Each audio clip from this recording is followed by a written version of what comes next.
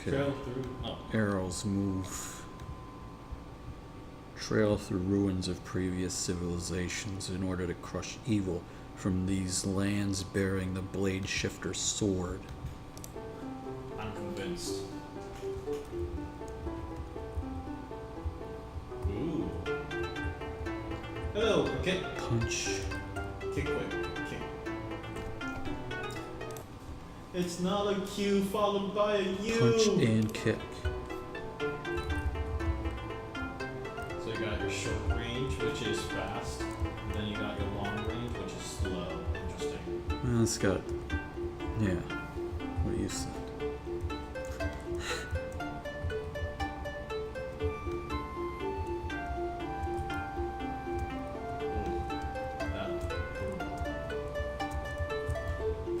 Air combo. Jump kick. You can jump kick too. That's pretty cool.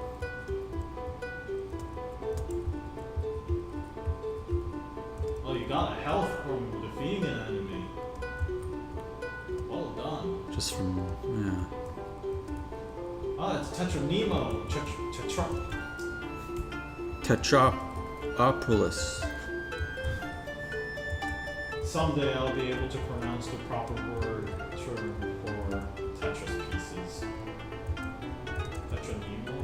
Double jump. Tetranemo? Ooh. Their claw type certainly makes it hard to punch.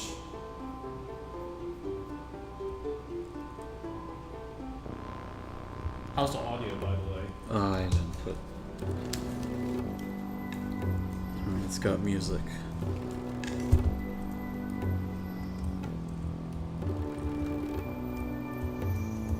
Just music. No sound effects for the attacks or jumping or anything. I confess that I'm thinking the animation looks a little stiff.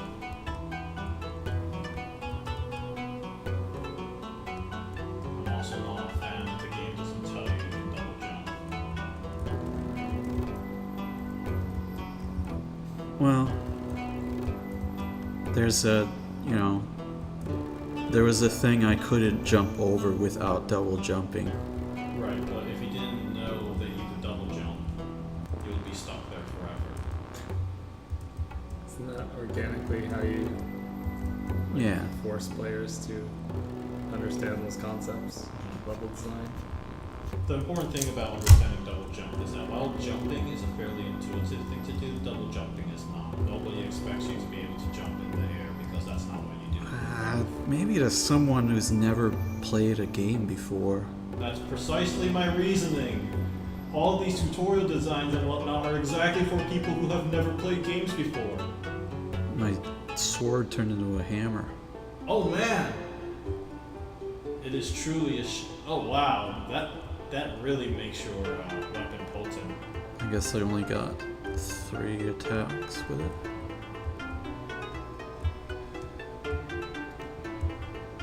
Music changed.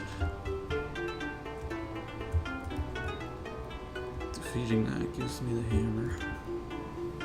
I actually like that a lot. It brings about in a way Oh, look at that. Kirby-like.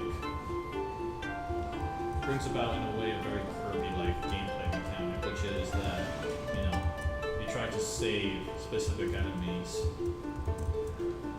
for later use, but that creates a risk because by leaving an enemy alive, you're consequently also making it harder to play the game for yourself. Whoops.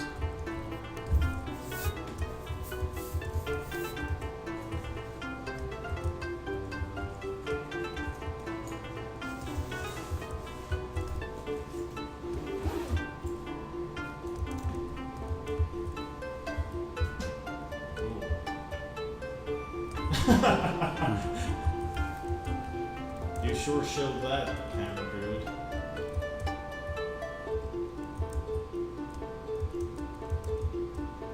Yeah, I'm wondering what that was. Oh wow. That was sort of a leap of faith. I don't remember if I could see that goal from the other side of that wall. Not.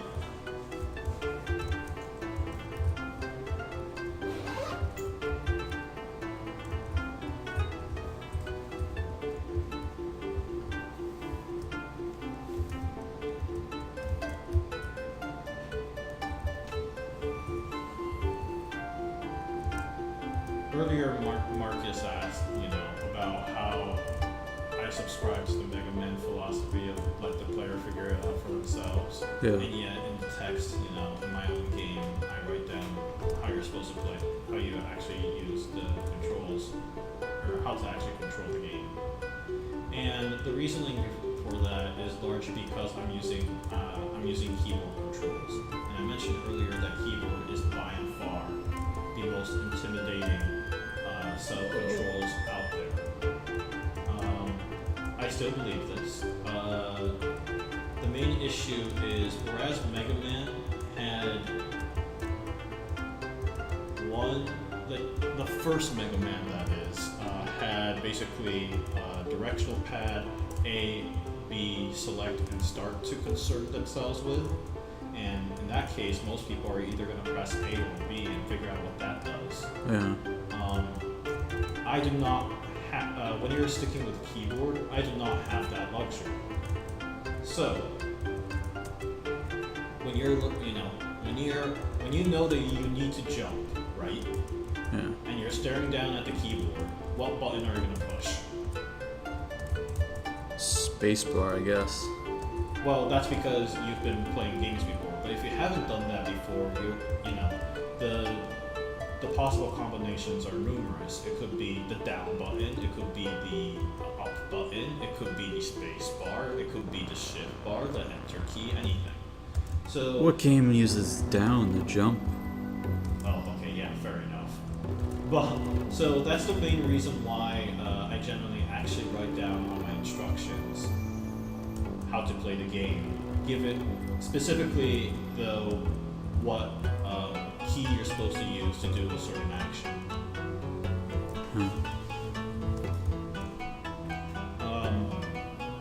That's just my philosophy on that. It's just if you're using a keyboard instead of a controller where the number of inputs are far more limited, then I do attempt to explain what you're supposed to do.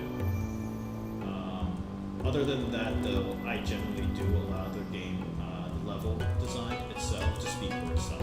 To say, okay, this is a situation where you probably want to do this. Now, Marcus did mention that I could have used images, and I actually 100% agree with that statement. I'm not even gonna try to defend that. My only reasoning for why I didn't do that was because writing in text was faster. But yeah, I admit that that was a shortcoming on my part.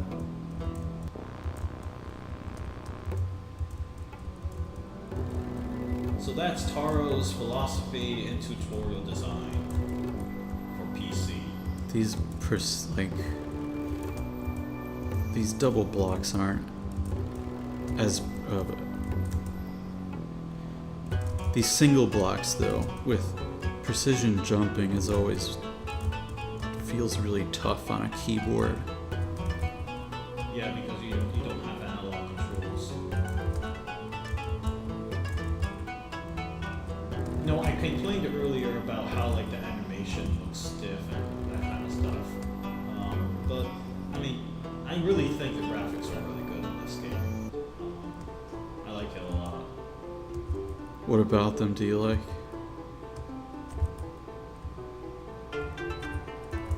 They're very clean. I can easily figure out and differentiate between what each of the enemy types are. Which, to be fair, pretty much all the games I've been playing earlier, for the most part, I can figure out I can differentiate between which enemies are which.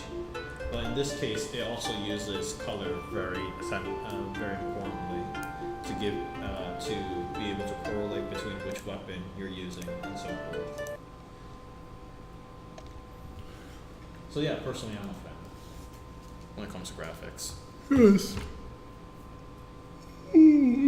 Yeah, this game's pretty cool. It's, platformer, action, fun, theme. Had the shifting weapons. I feel like didn't put the different abilities the weapons had to use enough. Like the spear making you dash forward might be cool, and like to get to a far away platform to make a long distance jump or something. So that'd be cool. Kind of like Guacamelee. Yeah. Graphics are cool. There's just music, no sound effects. Music was alright. Humor? Was there humor? I didn't see any. Did you see any, Jamie? Mood, it's pretty good. Overall, it's pretty good. I liked it. Nice job. Yeah.